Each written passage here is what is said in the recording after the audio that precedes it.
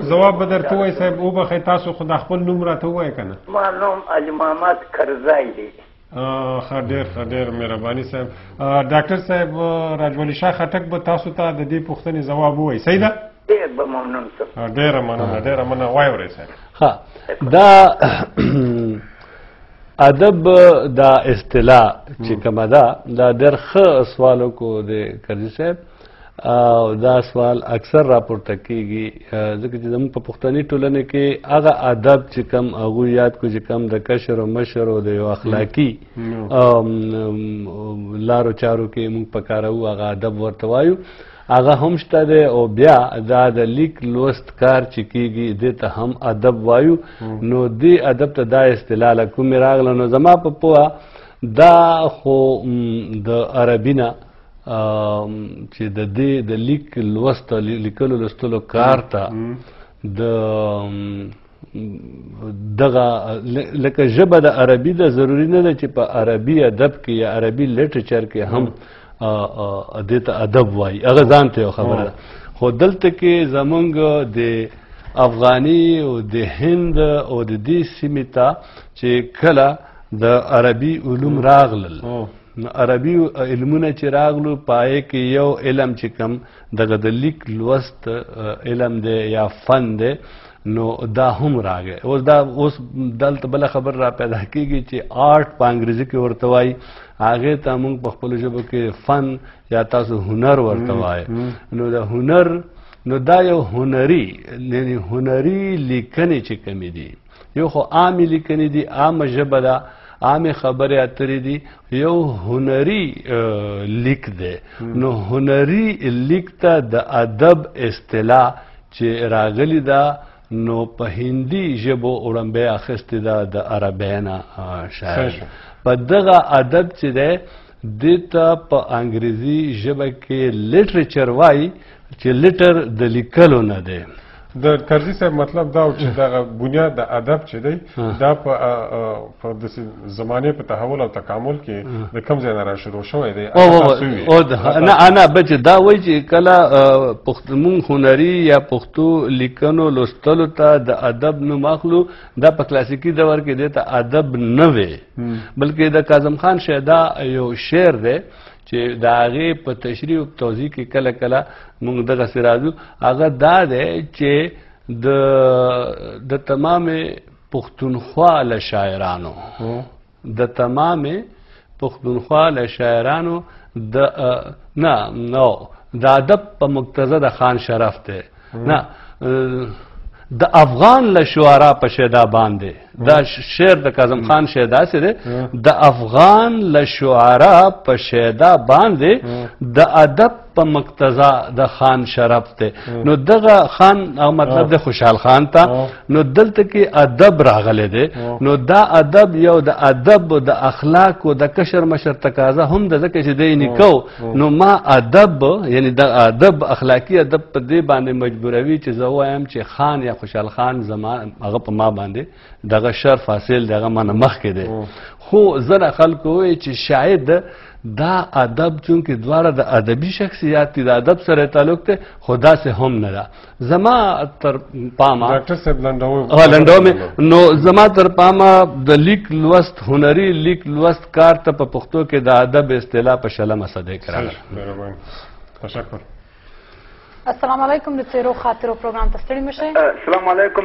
زه عزیز نصیری ما د شمالي کالیفورنیا نه زه تاسو سره خبرې کوم. ستړی مشئ صاحب، په خیر راغلی، خدای دې په خیر راوله. مهرباني کوئ صاحب. اول خو زه ډېر خوشحاله یم چې دا پروګرام د تاسو په شخصي ډول سره دغه د یکشنبې ورځ سره راغلی ده چې هر څوک بیکاره ده او تاسو سره تماس نیولی سي. ډېره مهرباني. کور محبت.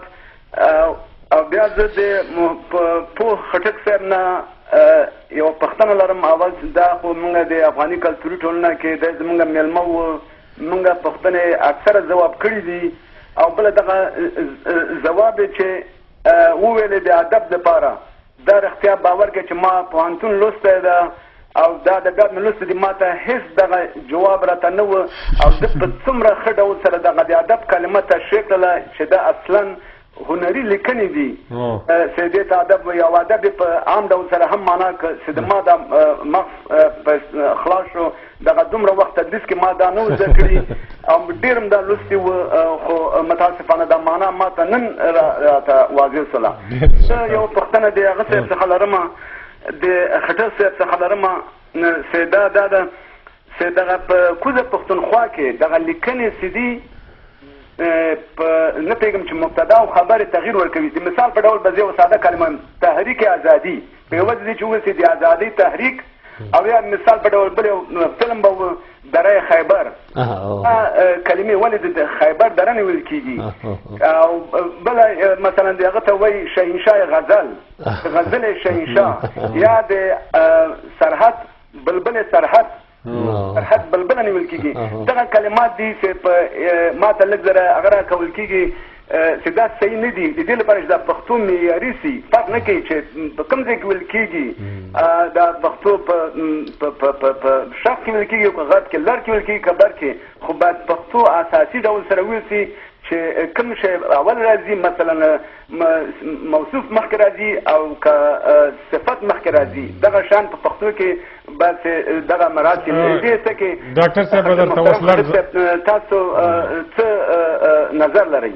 ډاکټر صاحب درته لنډ ځواب وایي. لنډ ځواب خورئ چې د دوی د خبرې سره بیخي زه منم، زما اتفاق دی چې دا قسم ته القابو یا لقبونه چې کوم دي ما بیا القابو دا په خالصه پښتو کې پکار دی. د خیبر دره او د سرحد بلبل دا د پښتو ژبې مزاج دا دی چې په دې کې د صفت او د موصوف دوران دا خو مونږ داسې یو چې هم په کوزه پښتونخوا کې هم په بره کې نو د نورو ادبیاتو یا فارسی ادبیاتو اردو ادبیاتو دومره اغیزه کړې ده زمونږ په ژوند باندې. مونږ سره خو دا اوس تاسو چینلونه شروع کو، میډیا راغله، مخکې خو مونږ سره داسې هېڅ ذریعه نه وه، هېڅ د ابلاغ یو تر بله د پوهېدو، نو مونږ باندې دغه اثرونه د دغې ژبو نه راغلي دي، نو په هغې کې هغوی یو داسې خبرې وکړي نو د ولس په ژبه باندې وخیږي. اوس فکر کول پکار چې واپس خپل اصلیت په لورې تک پکار دی. د دوی چې کومه خبره وکړه د دره خیبر په ځای باندې چې دا ترکیب زمونږ نه دی، د خیبر دره پکار ده. ډاکټر صاحب نور ټلیفون بس اوس بل. السلام علیکم، د څېرو خاطرو پروګرام ته ستړي مه شئ. بله مهرباني کوئ، خبرې کوئ. ټلویزیون. السلام علیکم. وعلیکم سلام، ستړي مه شئ، په خیر راغلی.